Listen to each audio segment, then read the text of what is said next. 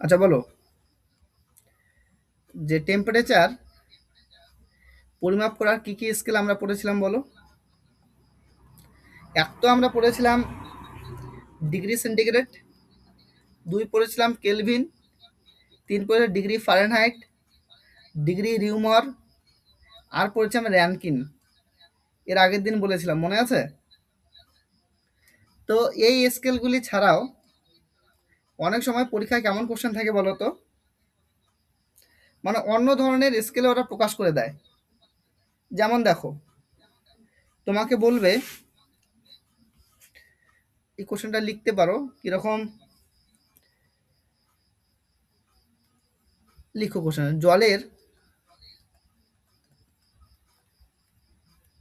গলনাঙ্ক জলের গলনাঙ্ক 20 degree 20 degree লিখে দিলাম। মানে ওরা বিভিন্নভাবে প্রকাশ করে 20 ডিগ্রি মানে এবার কোশ্চেন হচ্ছে হচ্ছে কোন স্কেল, প্রশ্ন এটা দিকে যায়। দেখো, কোনো স্কেল নয়, বাট ওরা ধরতে বলেছে, ধরো এটা একটা স্কেল, মানে 20 ডিগ্রি জলের গলনাঙ্ক হচ্ছে 20 ডিগ্রি ধরো তুমি আবিষ্কার করেছো বা তুমি ইনভেন্ট করেছো একটা স্কেল, সেটা হচ্ছে তোমার নাম হচ্ছে যেহেতু অনিমা, তুমি ইনভেন্ট করেছো, সেই অনুযায়ী তুমি ওটাকে প্রকাশ করছো দিয়ে। তো জলের গলনাঙ্ক হচ্ছে 20 ডিগ্রি ব্যাপারটা এইভাবে ভাবো, ঠিক আছে? তো জলের গলনাঙ্ক হচ্ছে 20 ডিগ্রি এবং স্ফুটনাঙ্ক স্ফুটনাঙ্ক 100 ডিগ্রি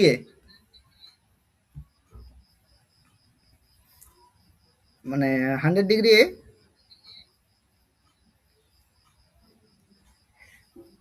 তাহলে জানতে চেয়েছে, তাহলে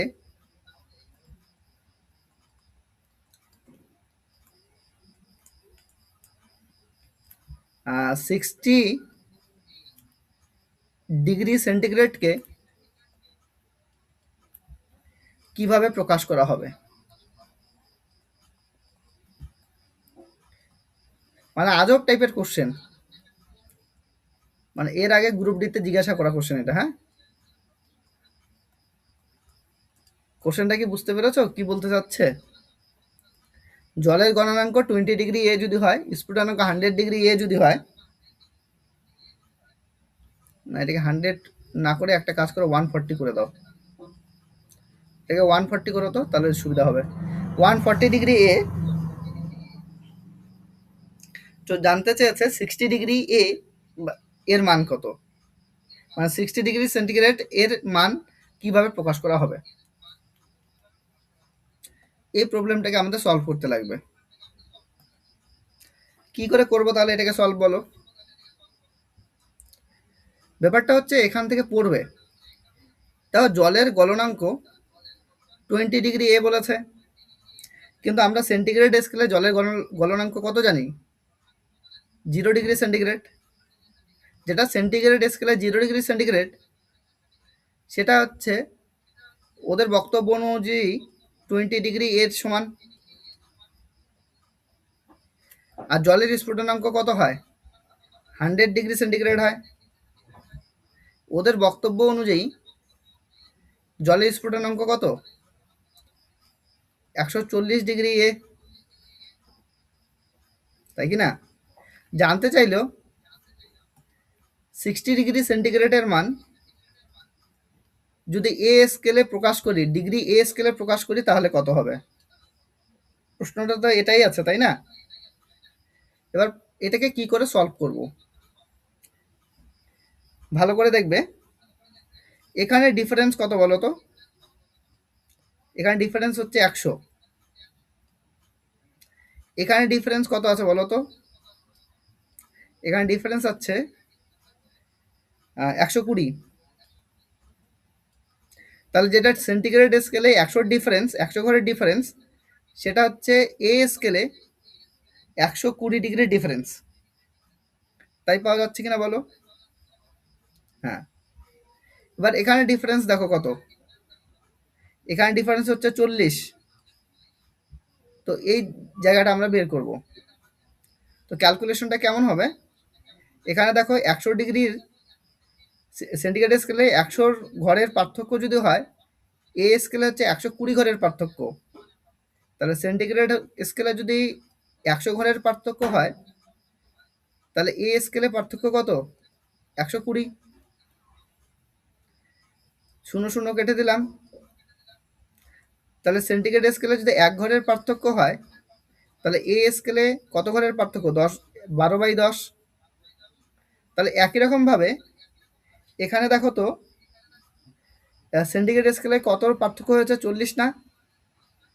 তাহলে এ স্কেলে পার্থক্য কত হবে? এই পার্থক্যটা প্রথমে বের করতে লাগবে। তাহলে 1-এর জন্য যদি 12/10 হয়, 40-এর জন্য কত হবে? 12/10 গুণ 40। এখানে যদি কাটাকুটি করে দাও, 4 × 12 = 48। তাহলে এখানে 40 ঘরের পার্থক্য হলে এখানে হচ্ছে 48 ঘরের পার্থক্য। এতদূর পর্যন্ত প্রত্যেকের ক্লিয়ার হয়েছে কিনা এটা আগে আমাকে ক্লিয়ার করো। এতদূর পর্যন্ত বোঝা গেছে? বলো, এতদূর পর্যন্ত পারবে? গুড। আচ্ছা দেখো তো 100 এখানে আছে, এখানে কত নিয়েছে? 60। 40কে বিয়োগ করেছি না যোগ করেছি বলো? বিয়োগ করেছি। তাহলে 140 থেকে তোমাকে 48 বিয়োগ করতে লাগবে। 140 থেকে 48 বিয়োগ করলে কত হয়? 98। না 98 কেন, 92। 92 ডিগ্রি। এইটা হয়ে যাবে আনসার। বের করতে পারবে কি পারবে না বলো? এই ধরনের কোশ্চেন পরীক্ষায় দেয়।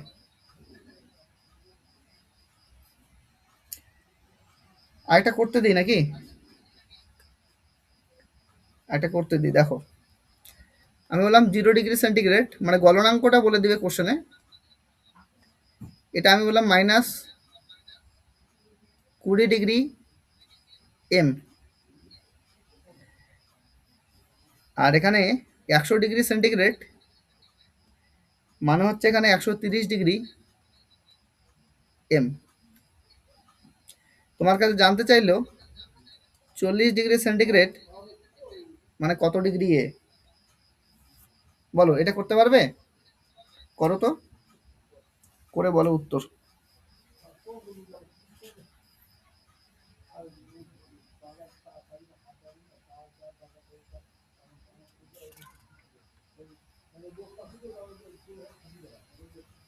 করো, করে উত্তর বলো।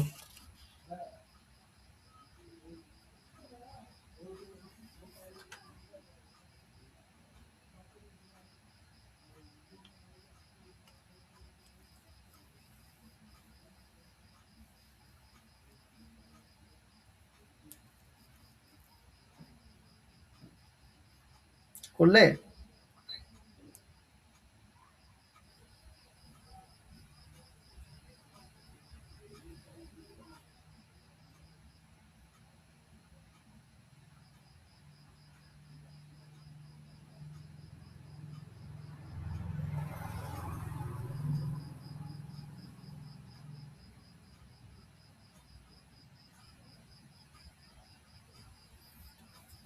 আসছে বলো উত্তর।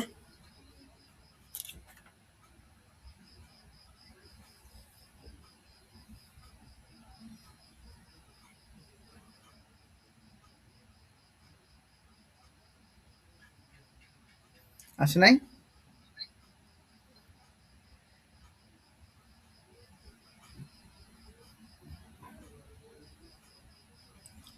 নাকি করাতে লাগবে বলো?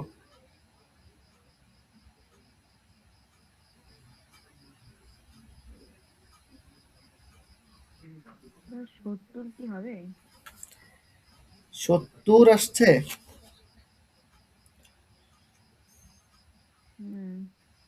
ভুল হলো মনে হয়। আচ্ছা এখানে গ্যাপ কত গো? 100। আর এখানে গ্যাপ কিন্তু 150, নাকি 110 করেছে আগে, এটা বলো। না, 150ই করছি। 150 করেছ। তার মানে 100 মানে 150 হলে 1 মানে কত? 50/10 একবারে বলবো। এবার এখানে গ্যাপ কত? 60। তাহলে 1 মানে যদি দেওয়া হয় তাহলে 60 এর গ্যাপ মানে কত? এটাকে 60 দিয়ে মাল্টিপ্লাই এখানে করব না? 60 জায়গায় 40 লিখে রাখছি, আমি ভুলেছে। এটা চলে আসবে কত? 90। 6 15 90। তাহলে এখানে গ্যাপটা হবে 90। 100 থেকে 60 বিয়োগ করে 40, 130 থেকে 90 বিয়োগ করলে 40। এটা হবে 40 ডিগ্রি এম। হ্যাঁ হ্যাঁ, 40। এটা হবে 40 ডিগ্রি এম। এই ধরনের প্রশ্ন থাকে পরীক্ষায়, অনেক সময় দেখা যায়। ঠিক আছে, এই এই প্রবলেমগুলি পারবে, ঠিক আছে। নেক্সট দেখো, এবার একটা জিনিস ভালো মতো বুঝবে। আচ্ছা, পৃথিবী পৃষ্ঠ থেকে যত উপরের দিকে উঠতে থাকবে, বায়ুর ঘনত্ব বাড়বে নাকি কমবে বলো? বায়ুর ঘনত্ব বাড়ে নাকি কমে? পৃথিবী পৃষ্ঠে বায়ুতে অণুর সংখ্যা বেশি থাকে, কিন্তু তুমি যত নিচের থেকে উপরের দিকে উঠতে থাকবে, অণুর সংখ্যা কমতে থাকবে, মানে উপরের দিকে অণুর সংখ্যা কম থাকে। তো কাজেই বলতে পারো এখানে ঘনত্বটা কি আছে? ঘনত্ব বেশি আছে। আর এখানে কি আছে? ঘনত্ব কম আছে। এখানে ঘনত্ব বেশি, এখানে ঘনত্ব কম। তার মানে আমরা কি শিখলাম? যদি হাইট বৃদ্ধি পায়, হাইট যদি বৃদ্ধি পায়, সেক্ষেত্রে ডেনসিটিটা কমবে না বাড়বে বলো? ঘনত্বটা বাড়বে নাকি কমবে? ডেনসিটি মানে ঘনত্ব বাড়বে নাকি কমবে বলো? ডেনসিটি কমবে, তাই না? ঘনত্ব বৃদ্ধি পেলে ডেনসিটি কি হবে? কমবে। আর ডেনসিটি যদি কমে যায়, ডেনসিটি যদি কমে যায় তাহলে প্রেসারও কমবে। মানে কোন জিনিসটা বেশি প্রেসার দেয় বলো তো? যার ঘনত্ব বেশি সেই বস্তুটা বেশি প্রেসার দেবে, আর যার ঘনত্ব কম সেটা প্রেসারও কম দেবে। তাহলে ডেনসিটি কমে যাওয়াতে প্রেসারটা কি দেবে? কম দেবে। তাহলে প্রেসারও কি হয়ে যাচ্ছে? প্রেসারের পরিমাণটাও কমে যাচ্ছে। যখন প্রেসার কম হবে তখন অবভিয়াসলি ভলিউমটা বেশি হবে। কেন বলো তো? তুমি বলো কোন একটা জিনিসের যদি প্রেসার কম হয়, ধর এখানে তোমার প্রেসারটা কম, তাহলে এখানে যে বায়ু আছে সেটা বেশি ছড়িয়ে ছিটিয়ে থাকবে, অর্থাৎ ভলিউমটা কি হবে? বেশি, মানে আয়তনটা বেশি হবে। মনে রাখবে, প্রেসার বেশি হলে আয়তন কম হয়, কিন্তু প্রেসার কম হলে আয়তন বেশি হয়, যেটা তোমরা অলরেডি বয়েলের সূত্রে পড়ে আসছো। মানে প্রেসার বাড়লে আয়তন কমে, প্রেসার কমলে আয়তন বাড়ে, এটা বয়েলের সূত্রে তোমাদের আমি পড়িয়েছি। তো যাই হোক, যখন ভলিউমটা কি হবে? বেশি। ভলিউম বেশি হলে আবার এটার সাথে রিলেশন হচ্ছে এয়ার টেম্পারেচারের, মানে বায়ুর যে টেম্পারেচার সেটা আবার কম হবে। যখন ভলিউম বেশি হবে তখন টেম্পারেচারটা কি হয়? কম হয়। তো সেই কারণে উপরের বাতাস কি হবে? মানে বেশি ঠান্ডা হবে, আর নিচের বাতাস হট হবে। ঠিক আছে? এই কারণে পাহাড়ে ঠান্ডা বেশি, সমতলে ঠান্ডা কম। এটাই লজিক। তবে এখানে ব্যাপারটা এরকম, পাহাড়ের কথা যদি আমি বলি, পাহাড়ে কি হয়? তোমার হাইট বেশি হয়, হাইট বেশি হওয়ার জন্য কি হয়? প্রেসার প্রেসার কম হয়। আর যখন প্রেসার কম হবে তখন যে কোনো লিকুইডের সহজে সেই লিকুইডটা সহজে ফুটতে শুরু করবে, মানে কম টেম্পারেচারে ফুটতে শুরু করবে, অর্থাৎ বয়লিং পয়েন্টটা কম হবে। বয়লিং পয়েন্ট তার কি হবে? কম হবে। যার ওই জন্য পাহাড়ে যদি আমরা রান্না করি সহজে সেদ্ধ হয় না, তার পিছনে কারণ কি, মানে এখানে যদি 100 ডিগ্রি সেন্টিগ্রেড টেম্পারেচারে এসে জল ফুটতে শুরু করে, তাহলে পাহাড়ে সেটা 92-90 এত টেম্পারেচারে জল ফুটতে শুরু করে। বুঝতে পারছো? কারণ পাহাড়ের ক্ষেত্রে কি হয়, বায়ুর প্রেশারটা কম হয়, আর প্রেশার কম হওয়ার জন্য বয়লিং পয়েন্টটাও কি হয়, কম হয়, স্ফুটনাঙ্কটাও কম হয়। তবে স্ফুটনাঙ্ক কম হলে কি হবে, ফ্রিজিং পয়েন্ট যেটাকে বলা হয়, অর্থাৎ গলনাঙ্ক, গলনাঙ্কটা কি হয়ে যাবে, বেশি হয়ে যাবে, মানে সহজে গলবে না। ঠিক আছে, গলনাঙ্কটা কি হবে, কম হবে, সহজে গলবে না। তো এই জিনিসটা তোমাকে মনে রাখতে লাগবে। কোনটা, হাইট বাড়লে বয়লিং পয়েন্ট কমে যায়, ফ্রিজিং পয়েন্ট বেড়ে যায়। এই জিনিসটা এখন তোমরা মনে রাখো। হাইট বাড়ার সাথে সাথে কি কমে যায়, বয়লিং পয়েন্ট কমে যায়, ফ্রিজিং পয়েন্ট বেড়ে যায়। এবার আমি যদি বলি, তাহলে দিল্লির টেম্পারেচার আমি বললাম, দিল্লির বয়লিং পয়েন্ট মানে দিল্লিতে তুমি জলের বয়লিং পয়েন্ট আমি বলে দিলাম T1। আবার তোমাকে আমি সিমলায় বললাম জলের বয়লিং পয়েন্ট T2। তাহলে কোন রেজাল্টটা বেশি, কোন রেজাল্টটা কম, বলো? T1 বেশি নাকি T2 বেশি, বলো দেখি।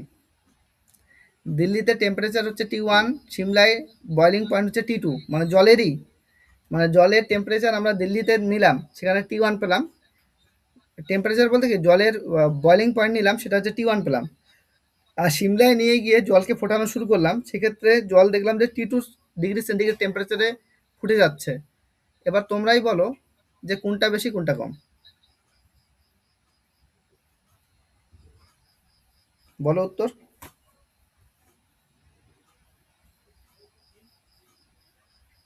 কোনটা বেশি হবে কোনটা কম হবে?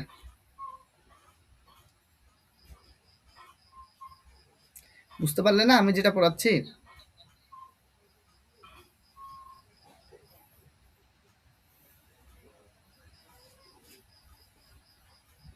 হ্যালো,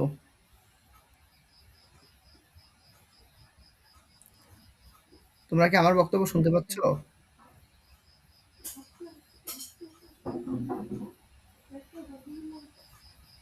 হ্যালো,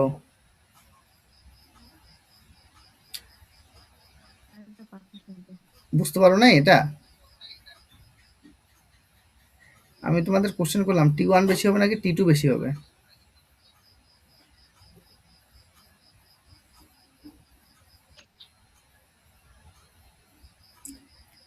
এক্ষেত্রে না T1টা বেশি হবে, T2টা কম হবে।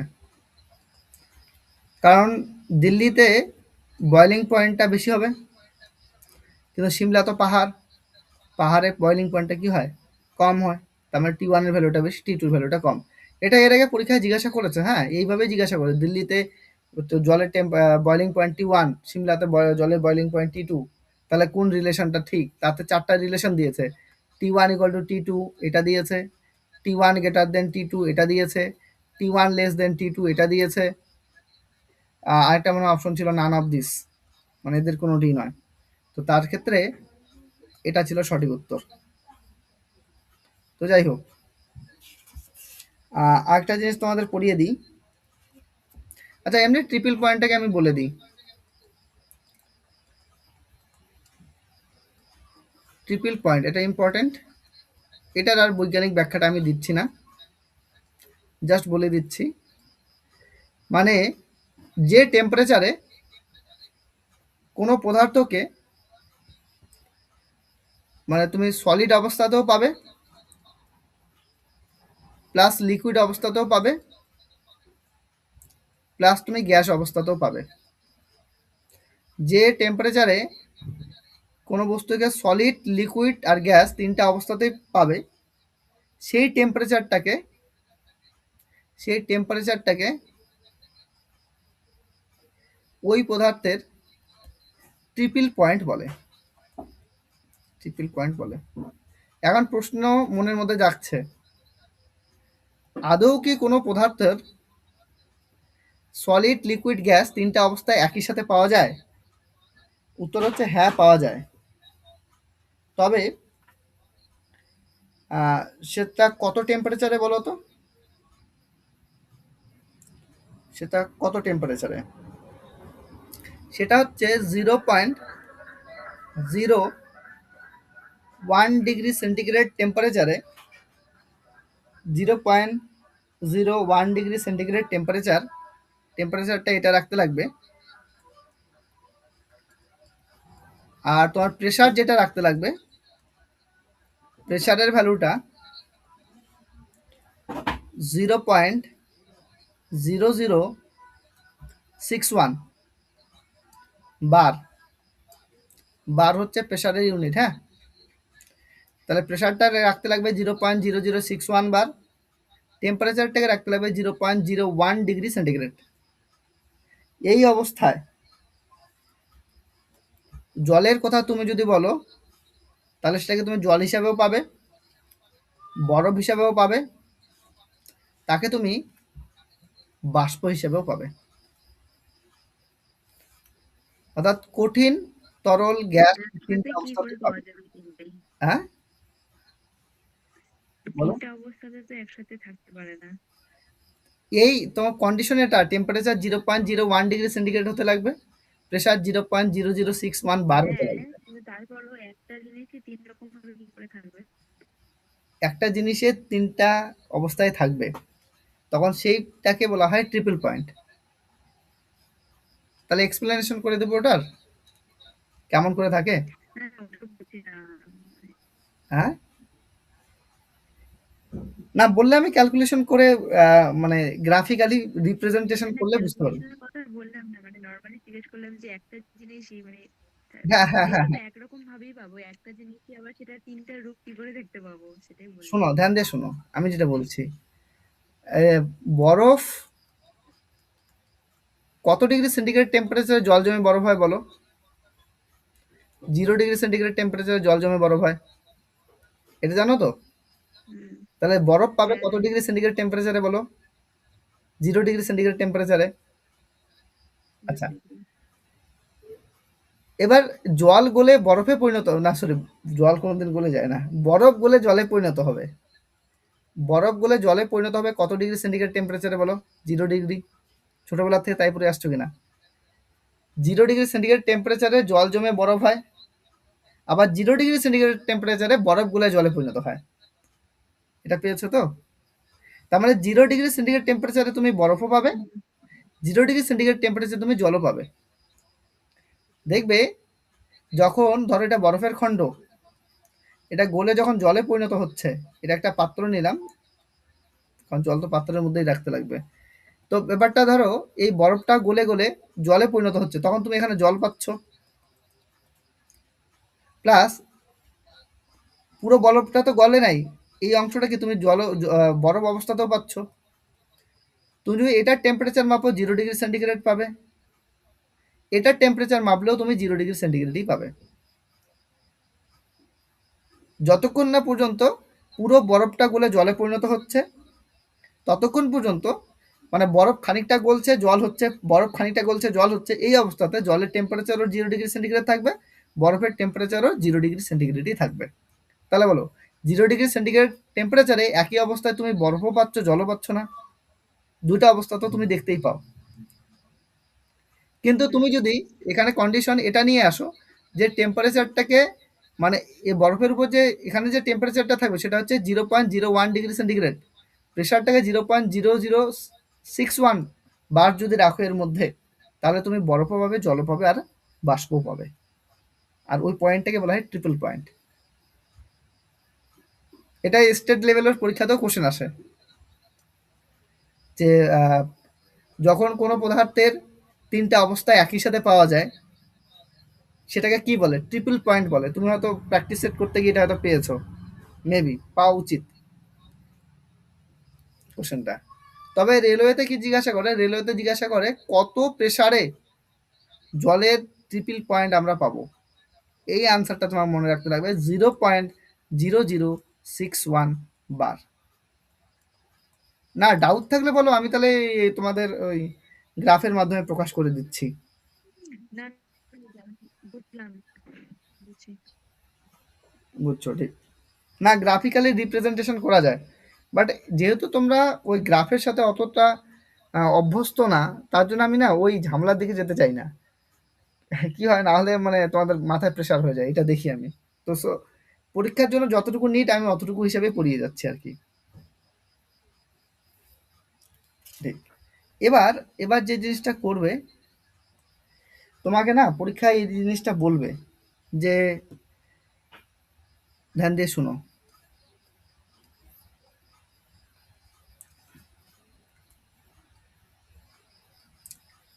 ভালো করে বোঝার চেষ্টা করবে, পরীক্ষায় কোশ্চেন আসে। তুমি এখানে প্রথমটাতে গরম জল রেখেছো, এখানে হট ওয়াটার রেখেছো, আর এটা এই কন্টেনারের মধ্যে কোল্ড ওয়াটার রেখেছো। তো এই হট ওয়াটারে এখানে পরিমাণটা হচ্ছে M1, এখানে পরিমাণটা হচ্ছে M2, মানে এটার ভর হচ্ছে M1, এখানকার ভর হচ্ছে M2। এটার আপেক্ষিক টেম্পারেচার হচ্ছে C1, এখানকার আপেক্ষিক টেম্পারেচার হচ্ছে C2। এটার উপস্থিত টেম্পারেচার হচ্ছে T1, এটার উপস্থিত টেম্পারেচার হচ্ছে T2। এবার এই দুটাকে যদি তুমি একটা পাত্রের মধ্যে ঢেলে দাও, মানে দু জায়গার জল যদি একটা পাত্রের মধ্যে ঢেলে দাও, তাহলে একটা সময় মানে কি হবে, দুটার টেম্পারেচার মিলে কি T1 টেম্পারেচারও পাবো না, T2 টেম্পারেচারও পাবো না, কি পাবো, T1 এর থেকে কম টেম্পারেচার পাবো, আবার T2 থেকে বেশি টেম্পারেচার পাবো, অর্থাৎ T1 T2 এর মধ্যবর্তী টেম্পারেচার কিন্তু এখানে তৈরি হয়ে যাবে। এটা কি বুঝতে পারছো আমি কি বলতে চাচ্ছি? কারণ এখানে গরম জলের সাথে তুমি ঠান্ডা জল মেশাচ্ছ, তাহলে কি গরম জলের টেম্পারেচারটা পাবে নাকি ঠান্ডা জলের টেম্পারেচারটা পাবে, নাকি গরম জল আর ঠান্ডা জলের মধ্যবর্তী কোনো একটা টেম্পারেচার পাবে বলো? তুমি যদি গরম জলের সাথে ঠান্ডা জল মেশাও, তাহলে গরম জলের টেম্পারেচারটা থাকবে নাকি ঠান্ডা জলের টেম্পারেচার থাকবে, নাকি ঠান্ডা জলে গরম জলের মধ্যবর্তী কোনো একটা টেম্পারেচার থাকবে, আমাকে বলো।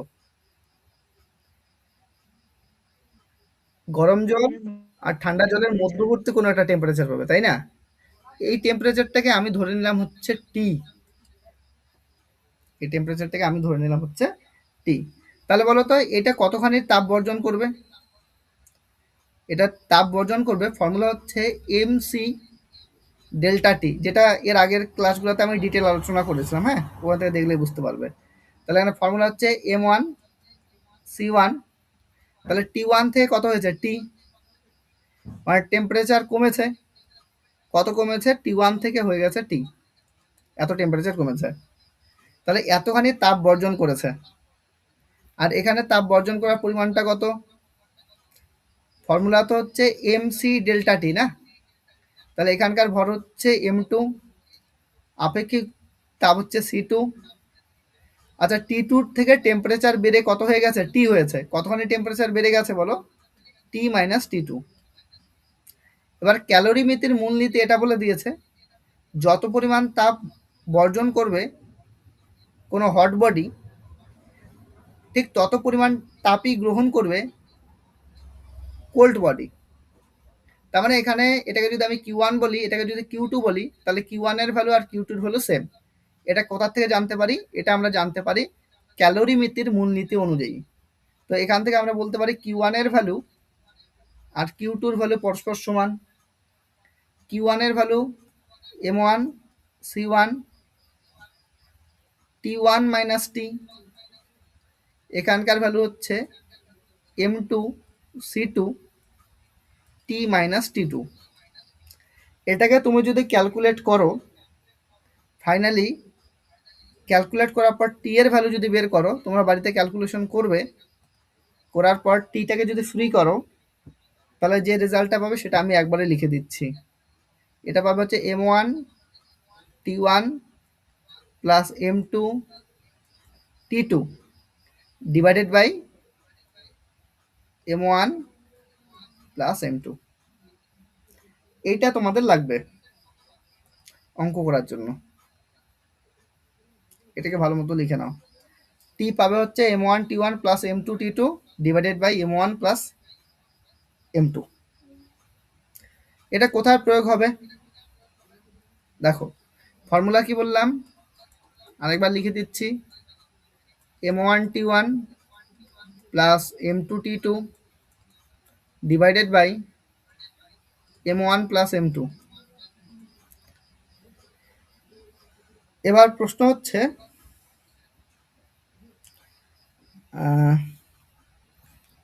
তুমি ধরো 2 কেজি ওজনের, ওজন তো আমরা 2 কেজি ভরের, মানে এটা M1 এর ভ্যালু বললাম, 2 কেজি ভরের জল রয়েছে, তার টেম্পারেচার হচ্ছে 60 ডিগ্রি সেন্টিগ্রেড।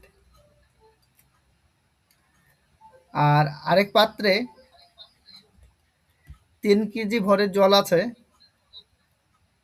যার টেম্পারেচার হচ্ছে 20 ডিগ্রি সেন্টিগ্রেড। প্রথম পাত্রের জলের সাথে দ্বিতীয় পাত্রের জল মেশানো হলো, তারপরে যে নতুন মানে মিশ্রিত জল হবে, তার মধ্যে টেম্পারেচার কত হবে?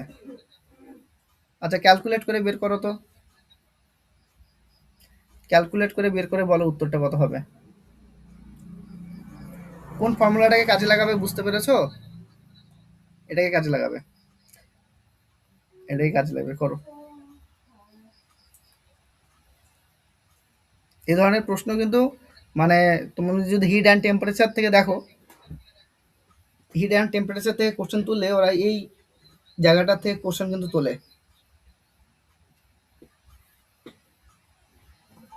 36। হ্যাঁ 36। আরেকজনের আসছে?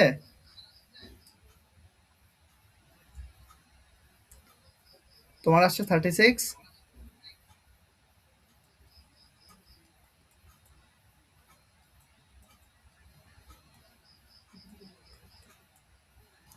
ফর্মুলা লাগিয়েছে তো?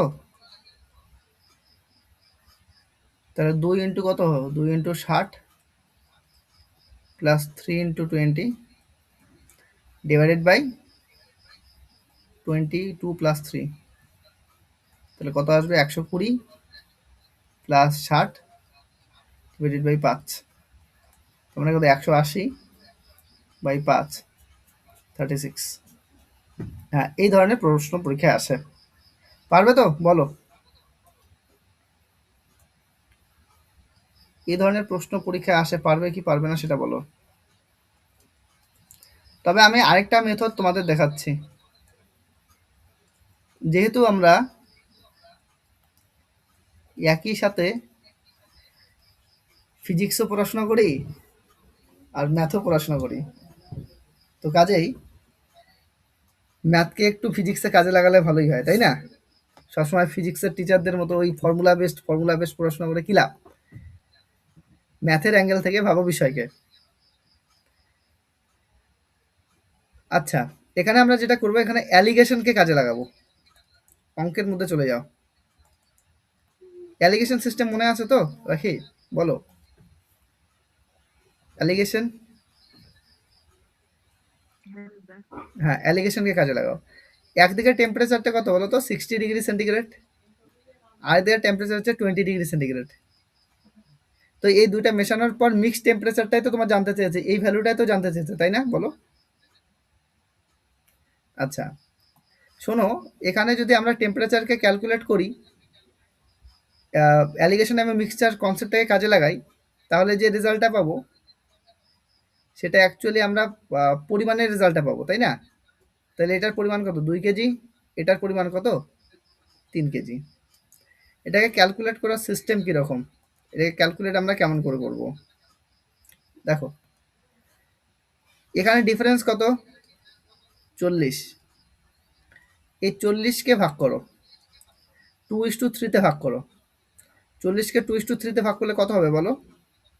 2 আর 3 মিলে কত হচ্ছে? 5। 5 মানে 40, তাই না? 1 মানে কত? 8। তা 2 মানে কত? এখানে 16। 3 মানে কত? 3 8 24। তার মানে এই 2 মানে কত বোঝাচ্ছে? 2 মানে বোঝাচ্ছে 16, 3 মানে কত বোঝাচ্ছে? 48 না? তো এইটার থেকে এই দুটার ডিফারেন্স হচ্ছে এটা, এই দুটার ডিফারেন্স এটা কি না? তা 60 থেকে কত বিয়োগ করলে 48?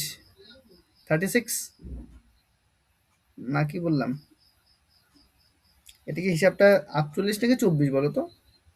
24, এটা 48 কেন আসলো? এটা 24, 24 হবে। 36। হ্যাঁ 36, তাহলে আনসার ডান হয়ে গেল। তো এই অ্যালিগেশনই করবে, বুঝছো?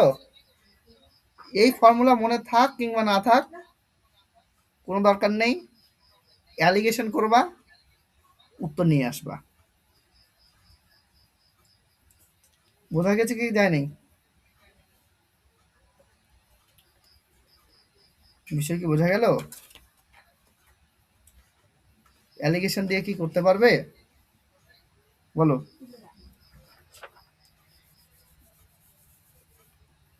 হুম, অ্যালিগেশন দিয়ে করা যাবে।